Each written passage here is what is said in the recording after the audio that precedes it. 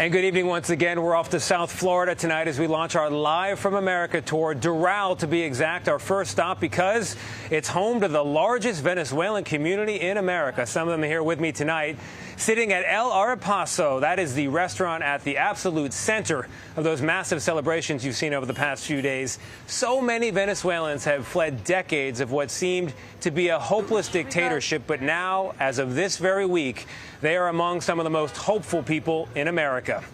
In just a moment, you're going to see our conversations on the streets of Doral, but we're going to begin tonight with the questions about the Trump administration's plans for the future of Venezuela and the president's threat towards a different country now, a NATO ally. Our Ed O'Keefe leads us off tonight from the White House. Tonight, the White House is doubling down on President Trump's pursuit of Greenland, saying that utilizing the U.S. military is always an option. The United States should have Greenland as part of the United States. There's an American military base with approximately 150 troops on the island, a semi-autonomous territory of Denmark, which is a NATO partner.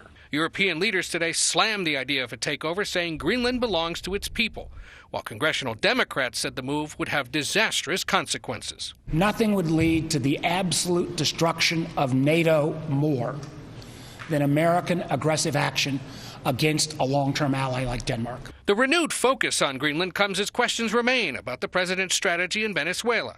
Today, he shared more details about the weekend capture of Nicolas Maduro. It was so complex, 152 airplanes, many.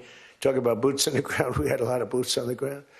But it was amazing. The electricity for almost the entire country was, boom, turned on. That's when they knew there was a problem. There was no electricity. CBS News has learned that as the Maduros tried to escape into their safe room, Delta Force commandos threw stun grenades in their direction. Officials say they were bleeding when captured.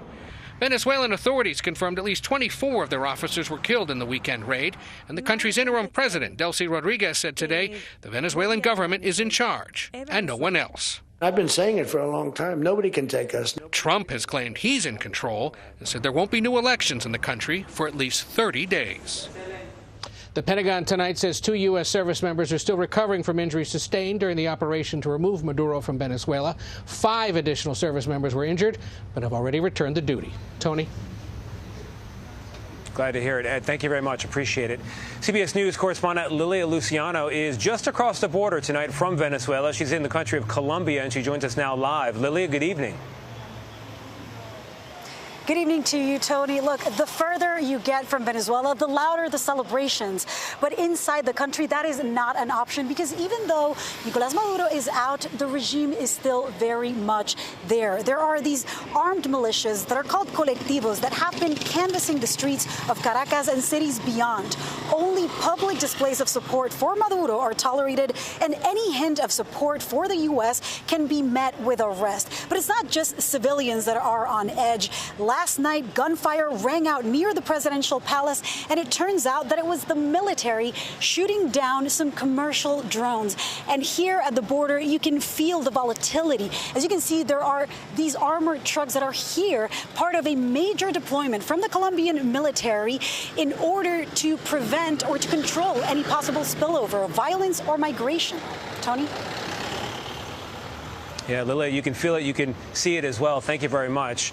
With the dictator Maduro gone, but his deputies still in power there in Caracas, the question of who should lead Venezuela into this new era of democracy is an urgent one. In an exclusive interview, Venezuelan opposition leader María Corina Machado told us it's obvious to her who should lead next. Are you the person to lead Venezuela into that next chapter of freedom? Should you be the next leader of Venezuela? Well, the people of Venezuela have already chosen. And if there's something I feel proud about, is how Venezuelans have understand that this is a personal, individual decision. It's not a matter only of leadership.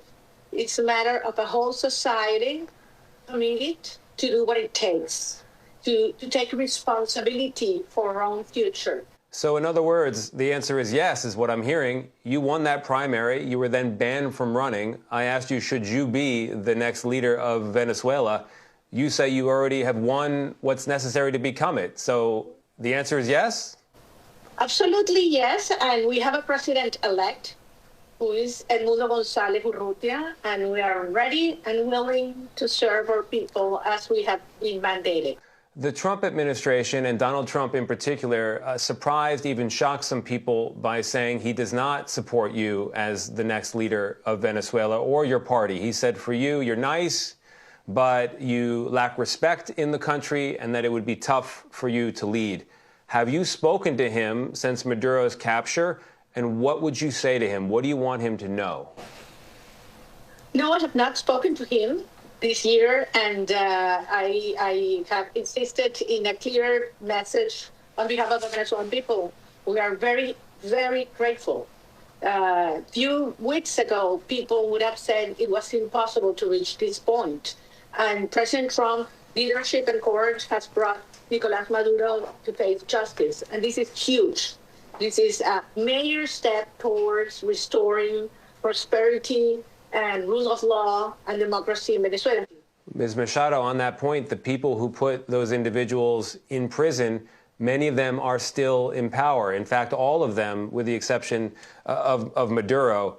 And the deputy of Maduro, a vice president of his, Delcy Rodriguez, is now the interim president. She is in charge. Some people in the U.S. say she's a moderate, that she's going to cooperate with the U.S. What do you think? Do you think she's the right person to lead Venezuela right now? Everybody in Venezuela and abroad knows perfectly who she is and the role she has played. She was sanctioned by the United States government because of the corruption and all the involvement she has in criminal activities. Beyond that, she has been the architect, one of the main architects and director of the torture centers in Venezuela, of repression towards our innocent people, and the main link, the main actor that has relations with Russia, with Iran, and other countries that have, obscure and criminal activities in Venezuela. So certainly she's nothing but like a moderate. I think it's evident the United States has instructed her to take certain actions regarding further dismantling of the criminal structure as a path forward towards a complete transition to democracy in Venezuela. It sounds like you're saying she's done a lot of bad in the past, but now she is a puppet of the United States. Well, I will not speculate once again. I think she is in a very critical position because nobody trusts her. Nobody. And we'll be putting that full conversation online. And by the way, while I have you, we also asked Machado if she thought that a year from now she'd be in a position to be able to personally host me at the presidential palace there in Venezuela. She said, quote, as soon as possible, when Venezuela is free. And as we walk the streets of Doral today, home to tens of thousands of Venezuelans, many of them victims of Chavez or Maduro or both, we heard that same wish for democracy and that same choice for their leader, María Corina Machado. In Doral, even in the local Italian gelato shop, you run into Venezuelans, some of the thousands here to escape the misery and danger of their lives under Nicolás Maduro. And now, in the aftermath of the U.S. raid to remove him, some of the most hopeful people in America. Freddie Hernandez owns the place, and his nephew Victor helps scoop. What do you hope happens now in Venezuela? There has to be a political and economic transformation, he tells me. It has to become a prosperous country, as it was before. Both had what's known as temporary protected status, allowing them to stay in America legally, a status the Trump administration ended last year. But if the White House thinks Venezuelans like these will be heading back once their country is stabilized, that's not what we heard. Do you think your nephew will have a brighter future in America, or is it now potentially Venezuela? His future is here, he told me. Just outside, we noticed a group still waving flags of celebration. And when it comes to who should lead Venezuela next, there's only one answer we heard. To me, it is unquestionable, should be María Corina. You feel that way? ¿Te sientes lo mismo? Sí. We found Luis Rodriguez, who at 26 said life in Venezuela was worthless until now. How do you feel about the future of Venezuela today? So today it's been a hope It's been a really hope for all of us, for all Venezuelan. We've been afraid for more than 25 years.